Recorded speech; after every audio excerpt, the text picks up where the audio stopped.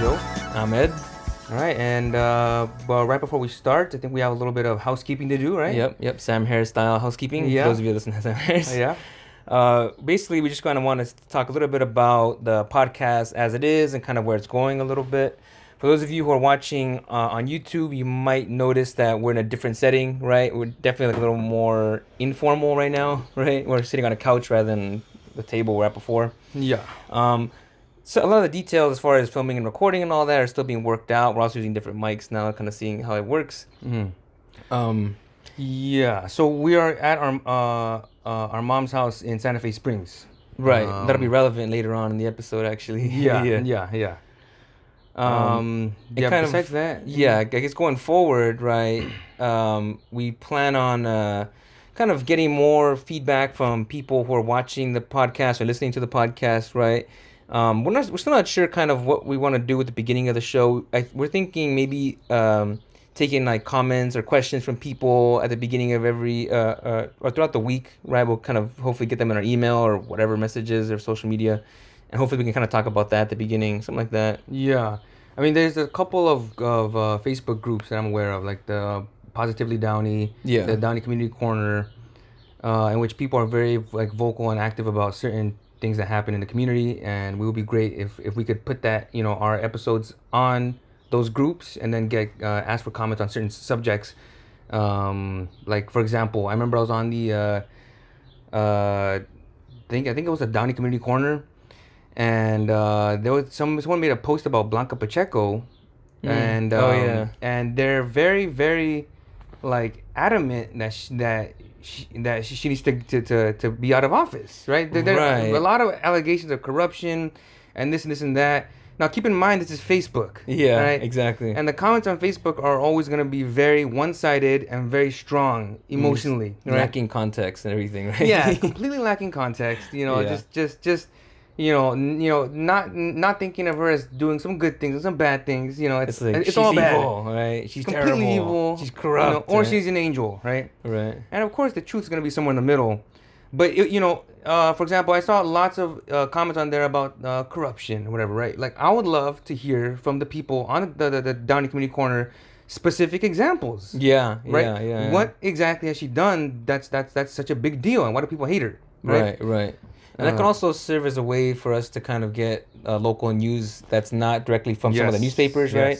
Because I think we mentioned on the last episode that the newspapers, there's only a few major newspapers that really publish a lot of stories.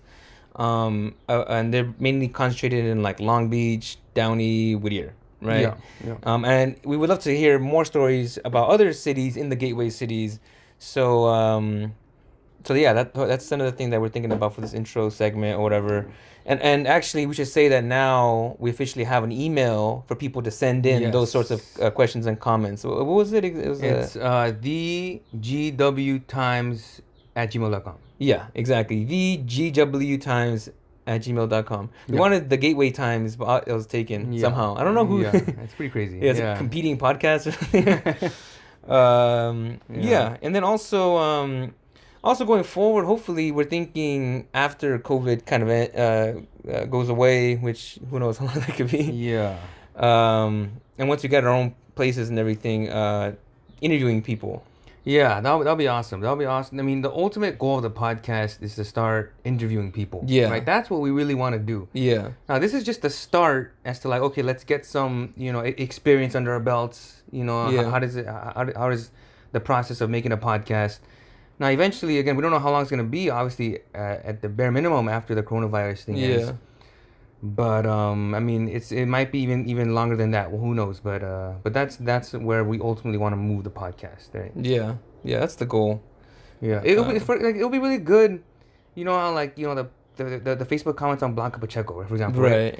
Like, it'll be really good to talk to her and have a conversation with her about this and have like a nuanced, idea of what's really going on, right? Like, just spend a whole hour just talking about, what's going on in the city, how she views it, how she views her critics and like what they're missing or whatever, right? Yeah. Just get like a more balanced and nuanced perspective on the news, right? And then we can even bring in her opponent, right? Alex Contreras, right? And have her talk about what she wants to do for Downey and this and that. There's no space for that. None. There's no space for that, right? Yeah. And that's what we need, I think, at the local At the level. local level, right? Exactly. Because you'll have like a Joe Rogan podcast where he interviews like presidential candidates and stuff like that. Yeah. But there's no like analog for that for the local level, right? No, there's there's not. no one's No, doing there's that, not. right? Yeah. So it'd be really dope to kind of get local leaders, local community members, and just anybody from the local area just to come in and speak their part, right? Yeah. I think that'll be really good. Yeah. So do we have any other Housekeeping? No, I think it's about it, right? Yeah, I think that's about it. Yeah. Let's jump into the news. Let's do it. Let's see what we got today.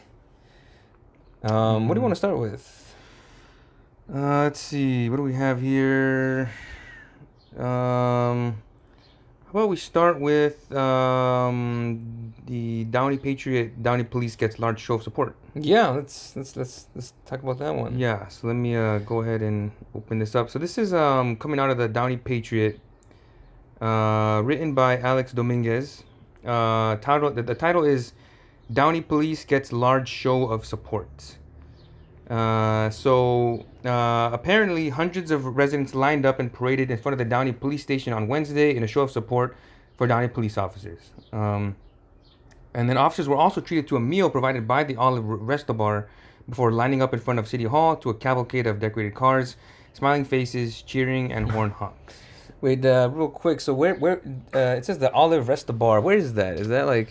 I'm not sure about that. Yeah, because I like to think we're pretty good about knowing stuff in Downey, but Olive Resto Bar, right? Yeah, where is that? Let's see if we can give them a shout out here. Yeah. I'll look it up. You feel free to keep going, but yeah. Actually, scratch that. It's too late. I already found it. Okay. So it's actually in the Downey Landing. Downey Landing. Yeah. Olive Resto Bar. It looks like it's in the Downey Landing, right next to the 24-hour fitness, and the Rubies, or the Bar Louie. Like Bar Louie. Okay. You know Bar Louie, right? I know Bar Louie. Okay, it's right across the street from Bar Louie. Oh, okay. Wow. I know there's that weird back area of the Downey Landing, right? Like we usually stick to like the LA Fitness, right? Right. And the one on that, I don't know what you call what edge is that, but it's on the eastern edge, I guess. Yeah. Okay. Yeah, that's where we stick to, right? Yeah, and then there's the Best Buy in the front and all that. Exactly. So keep going west towards like what street is this? Lakewood. That's where it's at. Lakewood, and it's called what? The Olive Resto Bar. Olive Resto Bar. Okay. Never been there. I wonder. Pretty cool. Yeah. So going back to the story, they just say there was this event was organized by Candy Grisbick from the Positively Downey Facebook group, which is what we were there's Positively Downey, talking right? about. Yeah, so it's interesting to see these online groups actually go out and do something, in the real world, tangible, right? Yeah. Instead of like signing just a petition, they're actually going out and doing something. And like rather than like ranting like, oh, we need to do more for the cops and this and that, and just typing away. Yeah. These people actually organized something and did it in the real world, right? Right. It's feel like that's getting rarer and rarer nowadays, right? We should obviously note that this is somewhat of a controversial stance to take in the current. Yes. I don't know if you want to finish the article and then talk about that, but that's obviously the police have not been getting a good rap lately. Yeah. So. Yeah. So I mean, the article doesn't mention anything at all about any sort of controversy. Again, this is also the Downey Patriot, which is very conservative, right? Yeah, it's pretty well known that Downey Patriot is pretty conservative. That's just So I'm sure that they have no problems with this, but I feel like nowadays with the whole like defund the police, right. With the whole what happened in what was it, Minneapolis or Minneapolis, like I feel like there's all that sort of divides people into two camps, right? You're either pro cop or you're anti cop. Right. You're either the cops are heroes or the cops are evil. Right.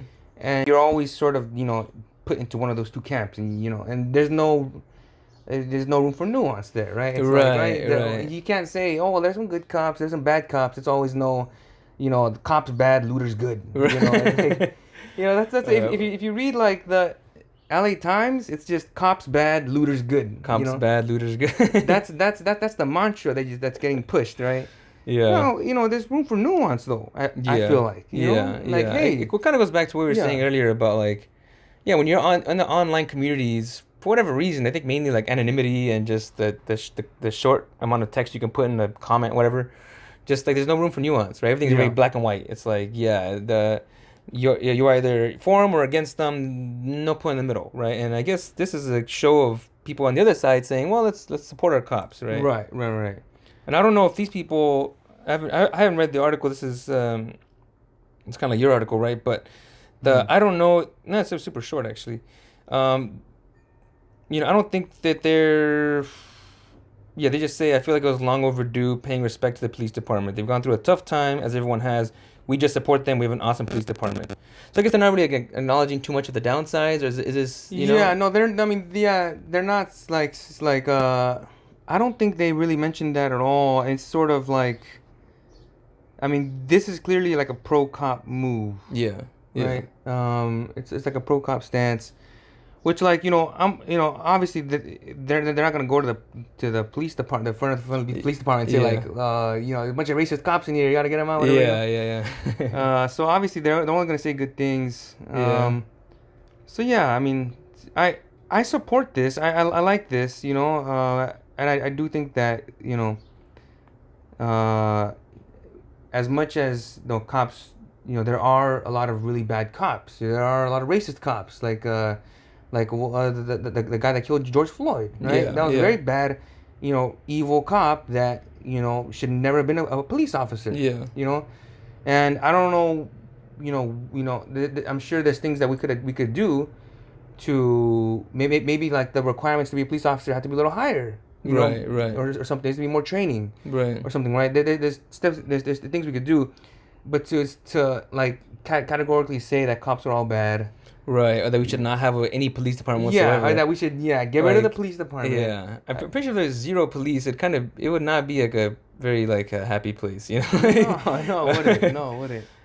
That being said, I do think like police have probably gone too militarized, right? Yes, I mean, there's obviously absolutely. there's a lot of benefits for defense companies and contractors to like be selling police departments these like hyper militarized like equipment and vehicles, It's kind of a situation where they're treating their citizens like they're, like they're scared of them, right? Like when they have all these crazy equipment and these like crazy assault rifles, it's like, well, the people themselves are like, oh, this is a little dicey, The cops are getting kind of scary now. Yeah, they're supposed to be protecting us, right?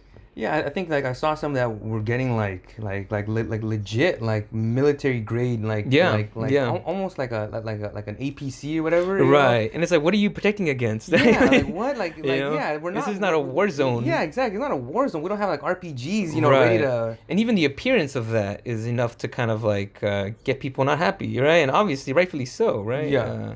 So I think that when you say defund the police. Yeah, I think if you it can be a little more like you have to be a little more specific. I feel like if you defund the police in terms of the militarization that's been going on the past couple of decades. I'm all for it. Now I don't it doesn't make sense to the cops to have stuff like that. Or even like the over policing, right? Over policing, like having too many cops in quote unquote the bad neighborhood. Right. Kind of a similar thing. It's like when you have the appearance of like, oh, like, we don't trust you guys, and then the people are gonna be like, no, we don't trust you. We don't trust you either, right?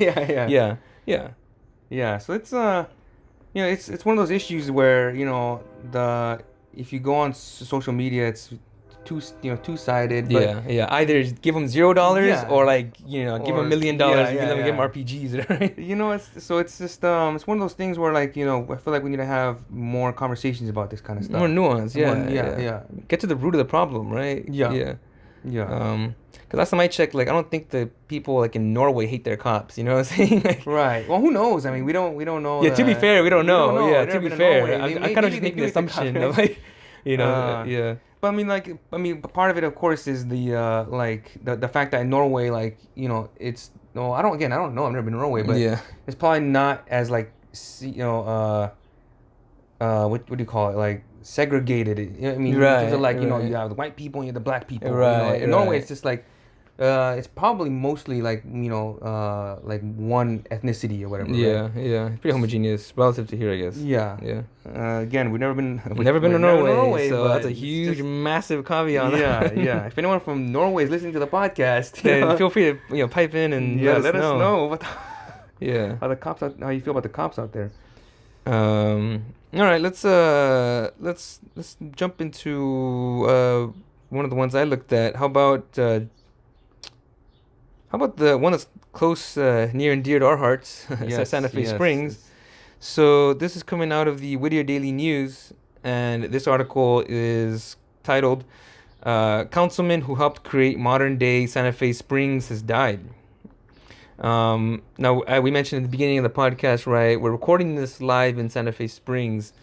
We grew up in Santa Fe Springs, spent a lot of our time here. And so when we saw this title, obviously it kind of struck a chord. So Ron Kearns, who was a councilman from 1978 to 2007, helped create modern-day Santa Fe Springs, and he died on June 20th. So a memorial service is planned for the future. And apparently Kearns, who had this long tenure in Santa Fe Springs, he helped shape and mold Santa Fe Springs into what it is today, right? Mm-hmm. So apparently it says he worked for 33 years for the city, including 19 as a city manager. And from what I'm getting from out of this article, people really on the city council, they really looked up to his business acumen. So before he was on the city council, he was actually a businessman. Says he started this business called A Plastech with a K at the end, and he sold it soon after he was elected to the council. Okay. So because of his business acumen, I think people on the council looked to him for advice when it came to commerce and economics and how to build up Santa Fe Springs economy. And so a few of his big projects that are highlighted here in the article. So apparently, so you know, right, that we are not patrolled by the LAPD. Right. Going back to the police, we are actually patrolled by Whittier PD. Yeah. Right? Yeah. And apparently he was one of the chief kind of architects of that move. It doesn't say why he wanted the move. Yeah, that's right? interesting. I would like to know why he prefers the Whittier PD over the LAPD, right? Because it seems like it was like a tough thing. It's a hard fought thing. It says he took a strong leadership role kind of in that project. And let me see if I can find it here. It says can't find it now, but here it is. Yeah. So the Association for Los Angeles Deputy Sheriff sent out 10 mailers opposing the change. So LAPD really opposed this. Okay. It was a time that took a lot of courage, and former councilmen Al Sharp and George Minahan were looking to run for leadership. Mm-hmm. So he says it was a tough time, but they really wanted the Whittier PD. So I wonder why the LAPD did not, or the Association for Los Angeles Deputy Sheriffs, I wonder why they opposed that, right? Does the LAPD want to be in every city in LA County? Right. Is that would be the preference? Did they get more money that way? I'm assuming there's some money involved in that, right? Maybe like the more neighborhoods they're in, they make more money somehow? Yeah, I don't know. I imagine. It has to be, right? They have to be compensated for that. Yeah. And usually they get their way. That's the thing. I mean, he says, the quote here from him when he was trying to do this is, it was one of the toughest times in the city's history. Yeah. Like that's the way he described it. One of the toughest times in the city's history was trying to go from the LAPD to the Whittier PD. And the police union and I guess this Association for LA Deputy Sheriffs, they're very strong. So presumably they really fought this hard. So you gotta wonder why are they so powerful, right? And why do they want it so bad, right? Why do they want to patrol so bad? I'm guessing it involves money. Yeah. Right, but how are they so powerful? Because I think it would be cool if every little city had its own police department. Yeah, policed by people from the community. Yeah, that'd be dope. Right, wouldn't that be cool?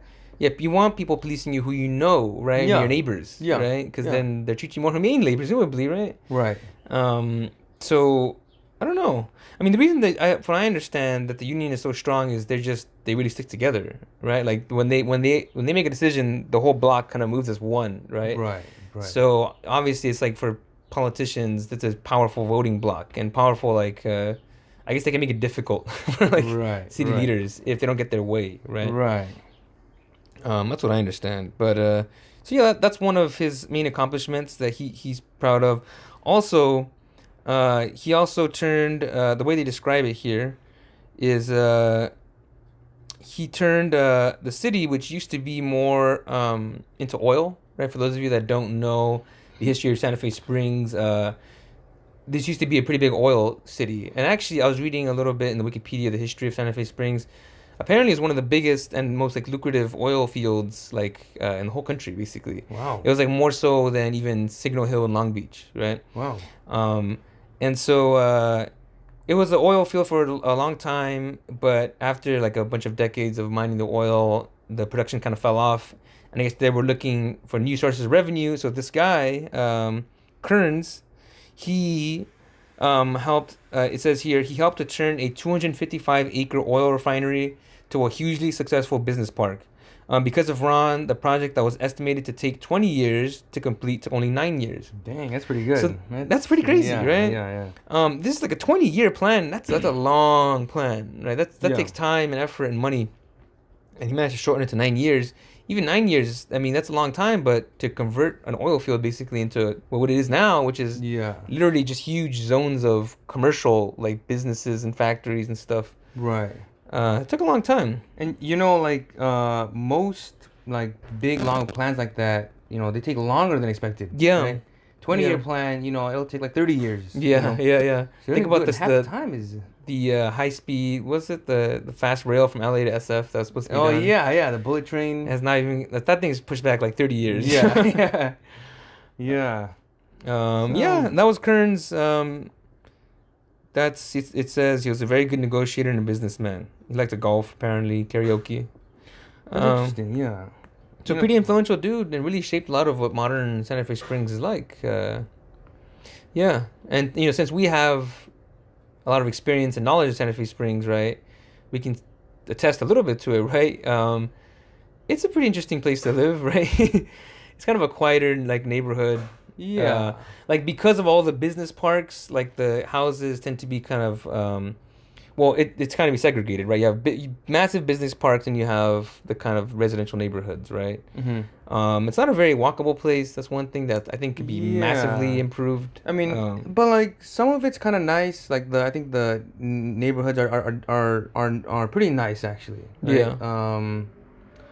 Especially in regards to like I think we were talking about this the other day, the local neighborhood schools, right? Yes. Because literally within I said it's not walkable, but I was referring more to like the like entertainment and commerce and buying stuff. But the school is actually a block away, right? The elementary school, which we didn't go to unfortunately. Yeah. There's two of them right at the end of our block. Yeah, two of them, and they're good schools. They're both great schools. Yeah. The high school, it's walkable from here, right? Yeah, it's doable. It's like doable. 20 minutes, probably 30. 30 minutes. Yeah, probably 30 if I had to guess. Okay, yeah. If you're fast walking, like 20 maybe. Yeah. It's Santa Fe High School. The library's pretty close. The library's walkable, definitely walkable. Yeah. It's a nice library too. Yeah, it is. Yeah, it's probably like one of the best in. I feel like LA County. I don't know. Yeah. The only thing it's missing, I would say, is a downtown. Right. Yeah. Santa Fe Springs does not have a good downtown. The main what's it called, the Promenade or something like that? What Santa Fe Springs, where the dollar store's at? The Starbucks.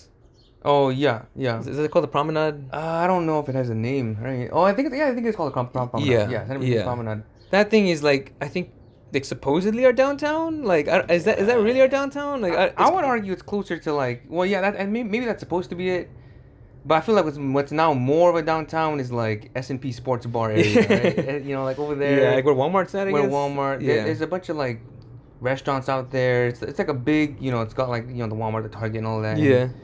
But it's not really like a downtown though, right? Yeah. It's missing a block of like really dope bars and like some clubs and like some restaurants. It's missing like a nice walkable little place.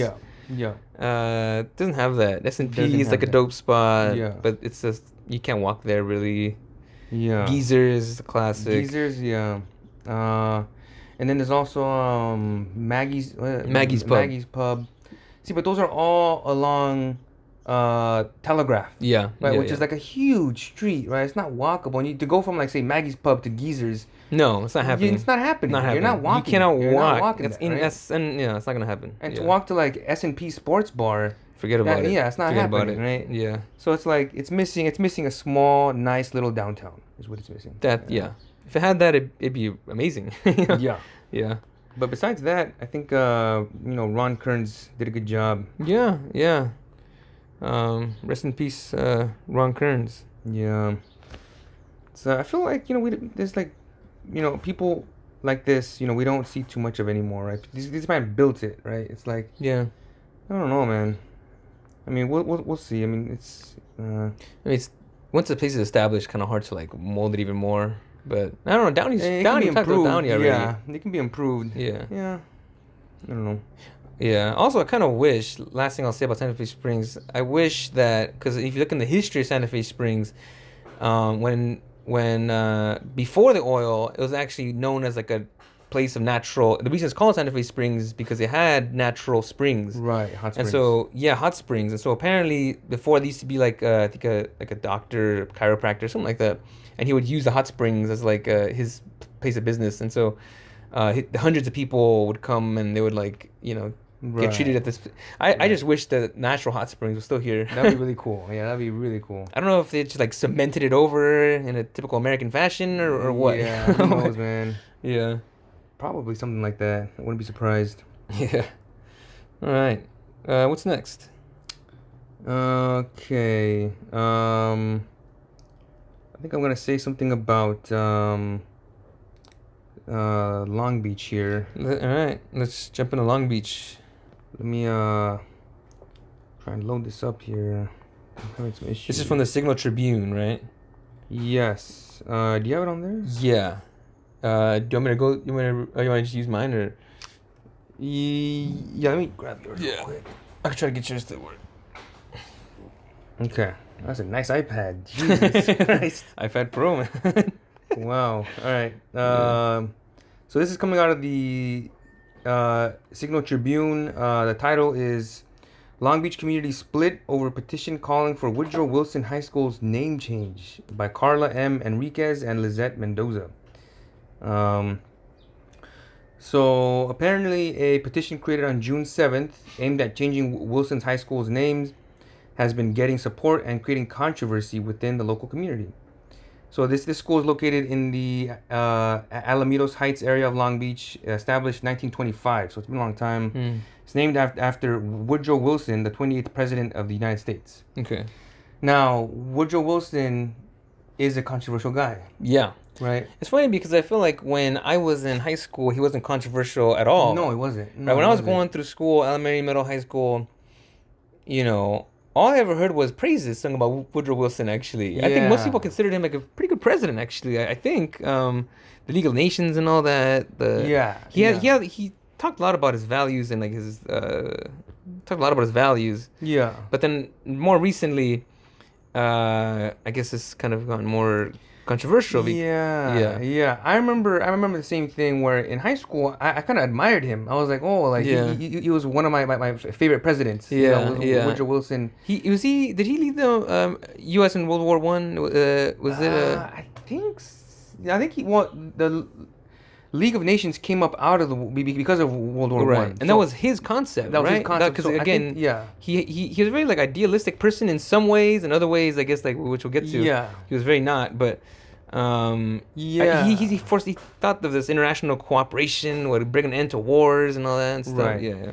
But then, like I remember after high school, I remember reading something about how I think he was the president of Yale University? I think it was Princeton. Princeton. Yeah. And I do remember he said some pretty racist stuff about I think he didn't want to admit I don't remember if it was black people or just non-white people or something like that. It was I don't want to get the facts wrong here, but I do remember during his presidency at Princeton, he was definitely like racist. Yeah. There was definitely some elements of racism in his thinking there. Yeah, I also read I was reading a book recently, and they mentioned how he was a big supporter of like the Ku Klux Klan kind of. And this article mentions that it says a change.org petition lists many reasons for the change. So the petition wants to change the name because of Woodrow Wilson, right? The petition lists many reasons for the change. Among them is the president's symbolic alignment, quote unquote, with the Ku Klux Klan by requesting a private screening of D.W. Griffith's Birth of a Nation film, known for its racism, with its depiction of black people as savages and the KKK as enforcers of, quote, a just and human racial order. Wilson's segregation in the federal government during his tenure as president is also listed. Right. I think the segregation had always been in place, though, even up to that point. Yeah, right? For sure. Yeah. I think he's. I don't think he started that. Right? No, there's no way. Kind of just continued it. Oh, you know what? I think I remember reading something about him getting rid of some. Maybe. Some. So I think him. I'm not sure. I'm not an expert. I don't want to get the facts wrong either. Right? Yeah, I'm not. But I do maybe. I think he might have like gotten rid of some maybe some black people that were in office that were appointed by the person before him. I don't know though. I'll have to look that up. So the point is that there's a good amount of controversy in Long Beach over this, whether or not the name should be changed to Woodrow Wilson High School.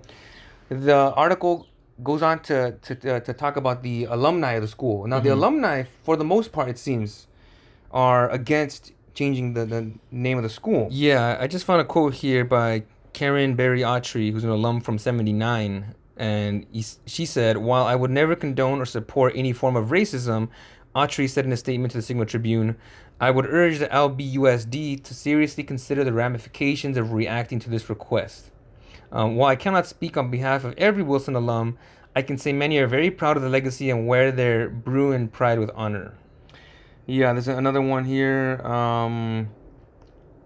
It says, we should learn from history, not hide it. Said Theodore Dwight Bunce in for the board's public comment. It doesn't say he's an alumni, but Bunce he listed Wilson's accomplishments as a president and just put the accomplishments in quotes such as his commandment of the military during World War I and his advocacy for the League of Nations. Yeah. There's another one here. I remember reading. Let me see if I can get to it.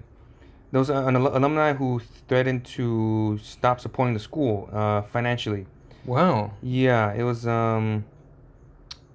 where is it? Oh, here it is. Someone said, if you do change our name, please take my Wall of Fame plaque down. Terry Cassian submitted as a public comment. Burn it, trash it, shred it. It will not matter to me. My pride will evaporate. And I will never donate, associate, or be involved with any new school name, fundraiser, or event. So this is very controversial, very emotional. Yeah. Right? A lot of alumni, it seems like the majority are against changing it. The alumni, right? From what I read too. Does it say? Does it have anybody who's for it here in this article? Yes. At the bottom, it says Adriana Carlos. She said a name change should be considered for not just Wilson but for other Long Beach schools. She says, I feel like the Long Beach School District should hear and consider the change. While they're at it, let's review all the schools. Does not say whether she goes to the school or not. Carlos attended Juan Rodriguez Cabrillo High School, located in the west side of Long Beach. He said, I can see why one would feel like the name was representative of the community, but they missed the mark there. Juan Rodriguez Cabrillo was a conquistador, and according to Wikipedia, he was a slave trader and broke up many native families. So there are people that are for it. Again, it doesn't say whether these are actually students of the school or these are outsiders. Yeah. We should also say that there's another article also from Long Beach about Long Beach Community College. Was it? I have it on there. Here, let's switch back. So there's a second article here on, this is from the Daily 49er called Should He Stay or Should He Go? A Campus Divided Over Prospector Pete. This is written by Madeline Amato. So, I don't want to spend too much time on this, but the same basic idea. Yeah, it's the same basic idea where, I think this is, where is this? This is at, I think it's Long Beach State. Long Beach State. It's from the Daily 49ers. So it's Long Beach State, where the point is that there was a statue of Prospector Pete. That's their mascot. That was the mascot for a long time, apparently. Yeah, for a while, and they recently took him down because I guess they didn't go into too much specific. I think Prospector Pete was like a generic prospector, right? Yeah. But so he's not even a real person. I don't believe. Yeah. So someone here says this is Deborah Sanchez, alumna and professor of American Indian Studies. She said the statue reflects a time when the country was in the full process of stealing land and massacring Californian Indian people. To some, that statue represents white immigrants who traveled to California to find gold and in turn a better life, but at what expense? We need to recognize the dark history of this country and the even darker history of what happened in the indigenous population. So, yeah, I don't think he was based off a real person. I think it was just a generic Prospector Pete, right? But yeah.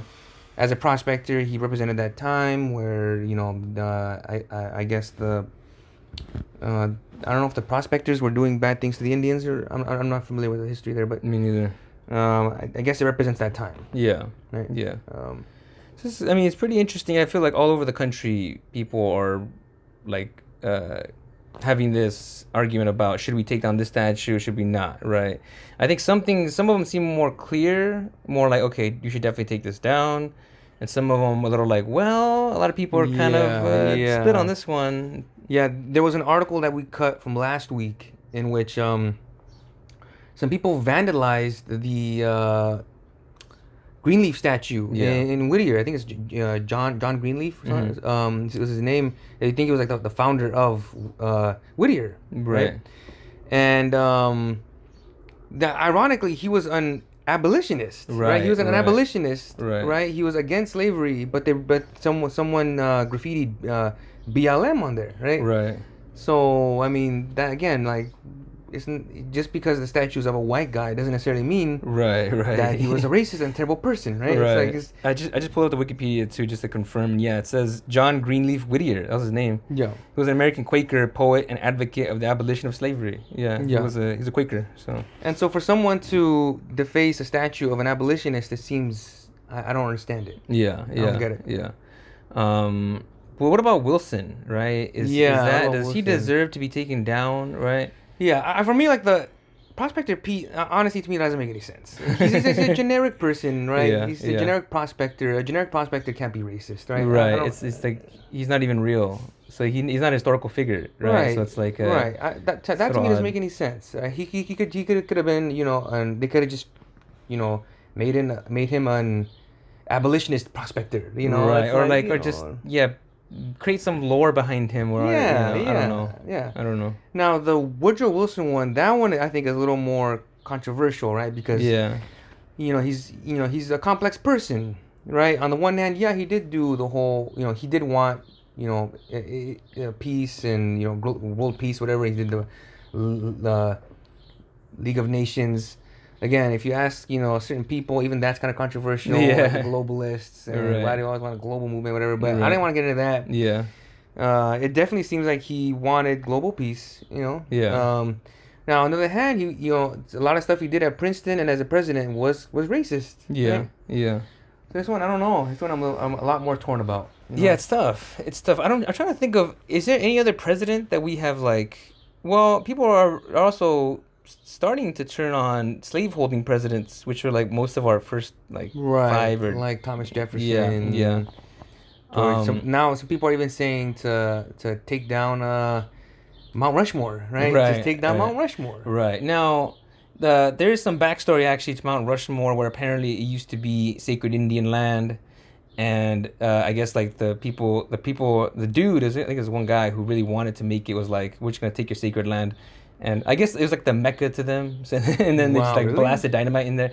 So that's a little controversial too, but I don't know. I mean, we're living in interesting times where everything is being reconsidered, right? It's not obvious in the future, like 10, 20, 30 years from now, what people will look back and think about this time. Are they going to think, thank God we did that because that was terrible people?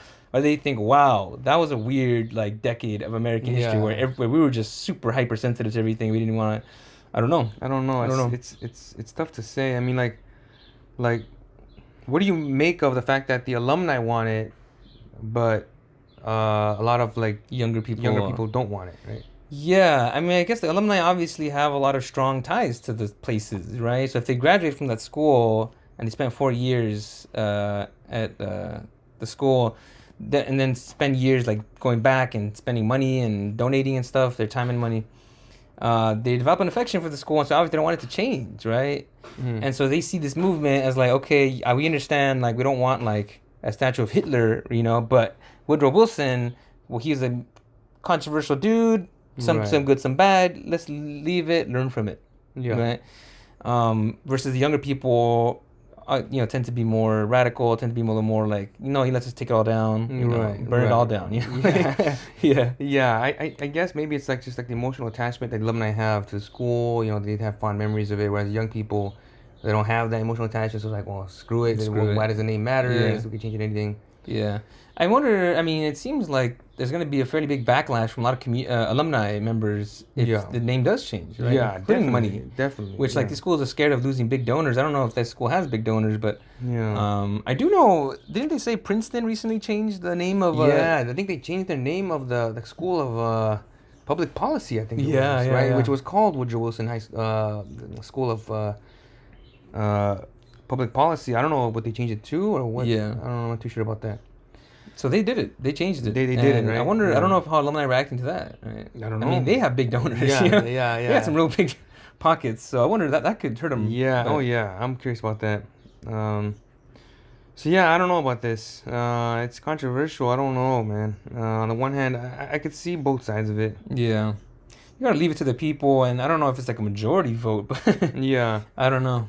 Yeah, it's tough. I think they should just leave it to, well, I don't know. I want to say like just current students and alumni, because like,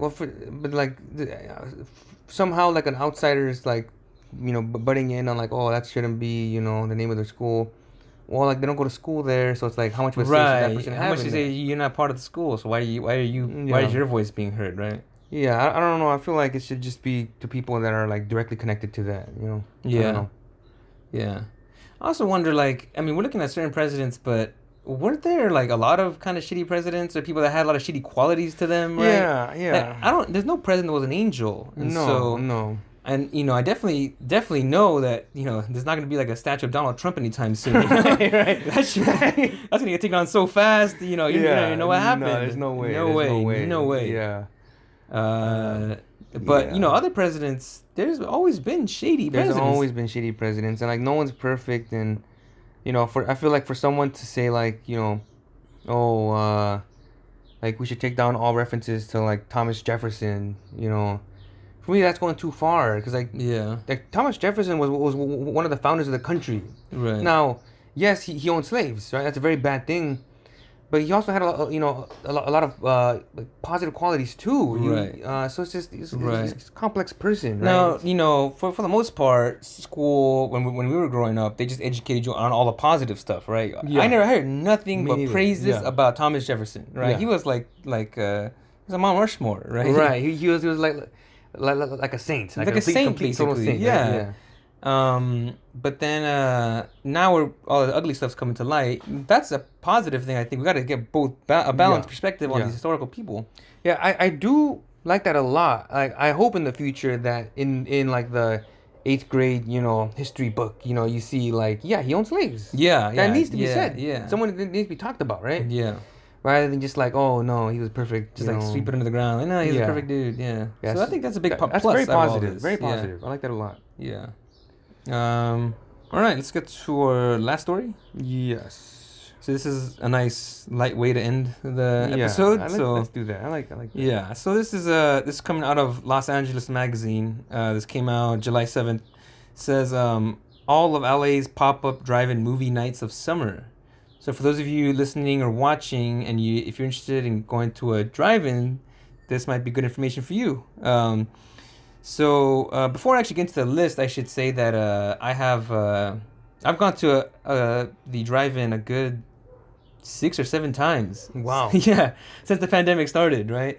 And it's funny because before the pandemic, I didn't even consider or think about drive-ins. I don't know why. Right. It didn't even enter my mind, even though there are local drive-ins, a few.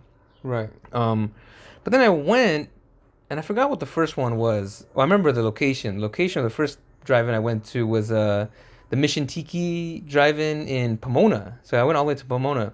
Okay. Because in that time, when the pandemic first started, for whatever reason, LA City closed the drive-ins. So in LA City and LA County, you could not have a drive-in. So I had to go all the way to Pomona to go to the drive-in.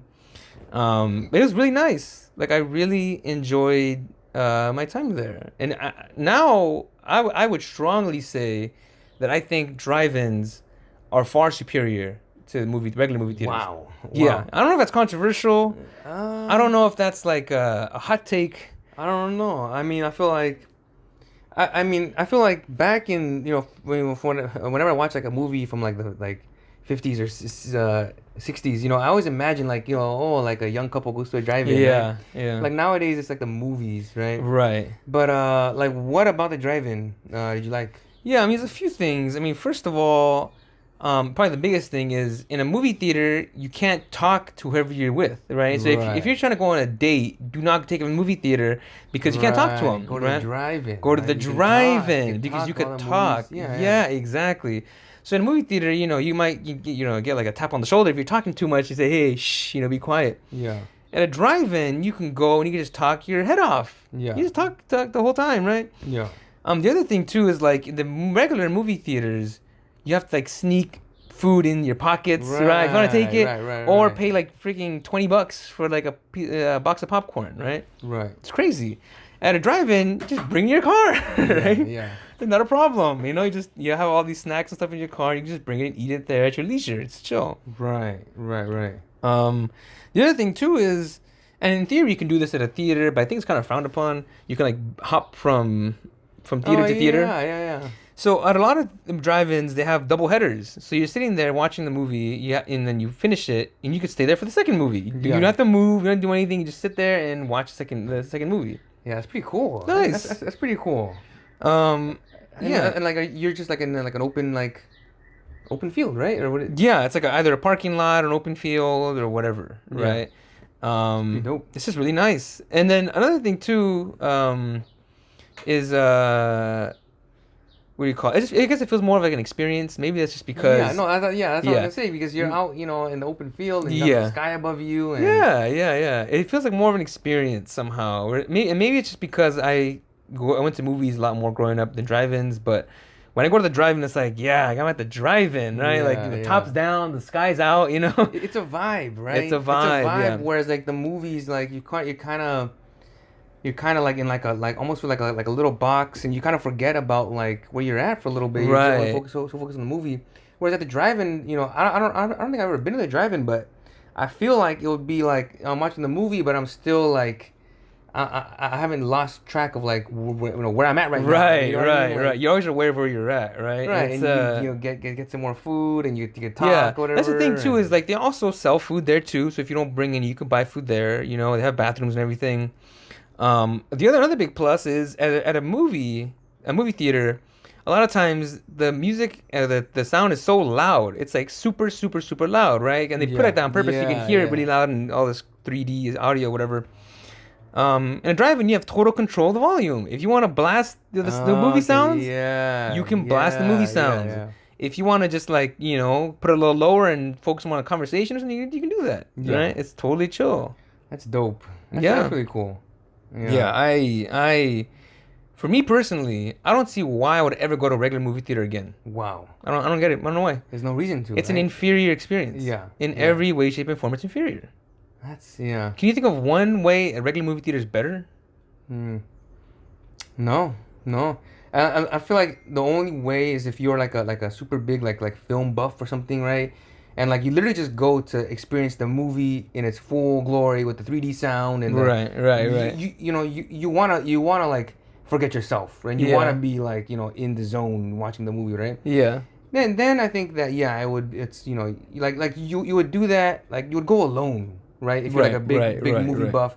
You don't want to talk to anyone, right? You don't want to be bothered. You want to see every single little detail and get all the sound, right? And But I think that if you're going more for like the social experience, I feel like the drive-in's way superior. It's superior, yeah. And like that. Speaking of the social experience, you can't really do this much now because of COVID. But I feel like before you could see a lot of people. So they would like park. They take their like SUVs and they bring the seats down in the back, and you just open up the trunk, and you could just have all your kids sitting on the back. Actually, I think you can still do that even with COVID. People are still doing that. You could just sit on the back and like have like all three or two or three or four or five. You have a whole family. Yeah. Bring them to the drive-in, have them sit in the back, and the kids will love it way more because they can walk around, run around, they can like sit down, they can bounce up and down, they can hide in the front seat. The kids don't even have to watch the movie. They they don't gotta stay in the seat. They can just go outside. If the movie's boring to them or whatever, they can do whatever. They're outside, right? It's like that's really nice. Yeah, that's really nice. And all the ones I've gone to have been on like parking lots. But I imagine if there were some on like actual fields, like grass fields, that would be amazing because then you could just sit down and like have a picnic or something, you know. Yeah, that's pretty cool. Yeah. So anyways, let's get to some of the stuff here. Not a lot of these are actually in the gateway cities, but they're very near the gateway cities. So if you're living in the gateway cities, some of these are pretty close. Mm-hmm. Some of the ones that I saw that stand out that would be relevant to our listeners. So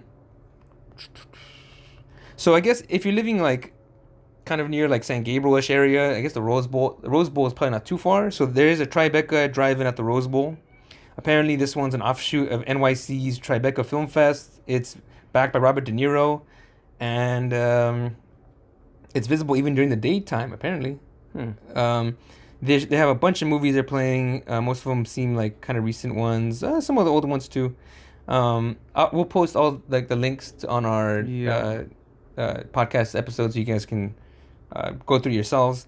There's also if you're living near Torrance, I guess in Compton or something. Well, I think Torrance is that gateway city? No, not. I don't think technically. Not at least not on our list. Okay, no, it's not. Yeah. So this is at the Rhodium. It's called Summer Weekend Drive-In at the Rhodium. It's in Torrance. They're playing The Wizard of Oz. They're playing Grease. They're playing 13 Going on 30. They're playing Shrek. Everyone loves Shrek, right? Then they have They have the City of Industry is doing a drive-in, another pop-up. Oh, all right. This one's curated by Michael B. Jordan, apparently. What the hell? So I guess if you're a fan of his, they're doing double features in the City of Industry. Then Anaheim. So again, it's not in the gateway cities, but if you live like pretty close by, it's pretty close by. Yeah, if you live in like the south, it's not too far. So this is the Frida Cinema Drive-ins. This is in Anaheim, Orange County, at the Zion Lutheran Church and School. They have 2 dates scheduled so far: July 8th, July 9th. They already passed. Did they pass?